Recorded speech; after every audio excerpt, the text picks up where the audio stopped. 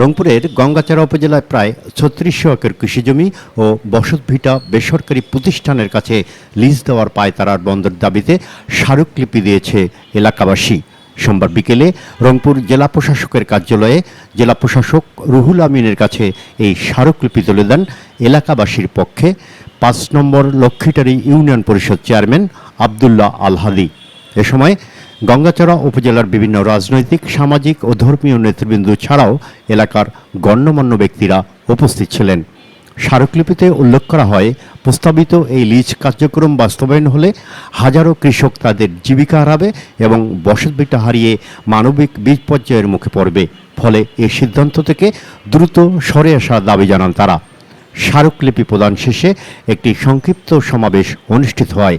সেখানে বক্তারা বলেন, কৃষিজমি রক্ষা করা মানেই খাদ্য নিরাপত্তা নিশ্চিত করা।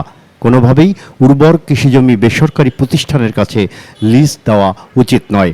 বক্তারা আরও অভিযোগ করেন, বেসরকারি প্যারাগন কোম্পানিকে এই বিপুল পরিমাণ জমি লিজ দেওয়ার প্রক্রিয়া জনগণের স্বার্থবিরোধী এবং আত্মঘাতী সিদ্ধান্ত। এ ধরনের সিদ্ধান্ত নেওয়া হলে কঠোর আন্দোলনের হুঁশিয়ারি দেন তারা। প্রয়োজনে রংপুরকে অচল ঘোষণা করার মতো কর্মসূচি দেওয়া হবে বলে জানান নেতৃবৃন্দ। এলাকাবাসী আশা করছেন জেলা প্রশাসন তাদের এই দাবি গুরুত্বের সাথে বিবেচনা করবে এবং কৃষিজমি ও বসতভিটা রক্ষায় প্রয়োজনীয় পদক্ষেপ নেবে। আপনাদের মূলত আপনারা জানেন, আমরা ৬ তারিখে আমরা একটা মানববন্ধন করছি, এটা আপনারা সকলেই জানেন। এবং আমাদের মূল লক্ষ্য উদ্দেশ্য হলো, আপনারা সকলে জানেন, আমাদের তিস্তা নদীর মহিপুর ব্রিজের সেতুর দুই পাশে প্যারাগন নামীয় একটা কোম্পানি, তারা সরকারের মাননীয় প্রধানমন্ত্রীর কার্যালয় থেকে একটা চিঠি নিয়ে এসেছে যে আমাদের এই জায়গাগুলো তারা লিজ চায় গরুর খামার এবং কৃষিপণ্য উৎপাদনের জন্য।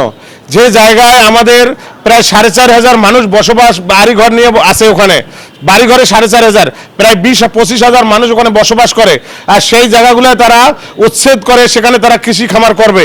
সেই লক্ষ্যে তারা এই ডিসি স্যারকে এবং আমাদের উপজেলা এসিল্যান্ড এবং এডিসি রেভিনিউ সকলকে ওখানে পাঠিয়ে তারা পায়তারা করতেছে এই জমিটা তারা লিজ নেওয়ার জন্য।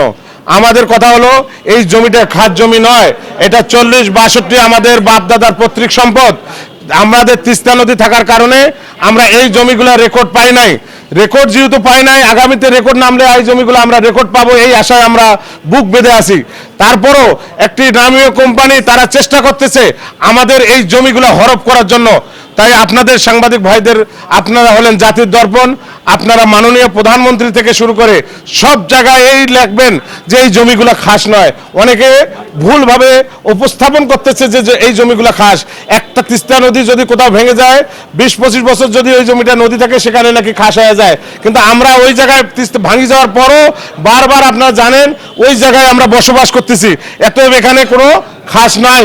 সেই হিসাবে যারা এই কোম্পানি এখানে এসে আমাদের সাথে যারা চেষ্টা করতেছে এই জমিগুলা দখল করার, তাদের উদ্দেশ্যে বলি, আপনারা এর আগেও অনেকে আসছিল, তারা কিন্তু সফল হয়নি, আপনারাও কোনোদিনও সফল হবেন না।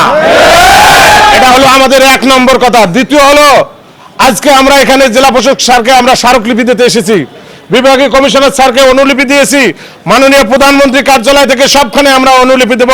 এই অনুলিপি যদি কার্যক্রম না হয়, আগামীতে এই ডিসি অফিস ঘেরাও কর্মসূচি হবে, এই বিভাগীয় কমিশনার অফিস ঘেরাও হবে, এই অঞ্চলের এইখানে রংপুরের রাস্তাঘাট সব অবরোধ করা হবে।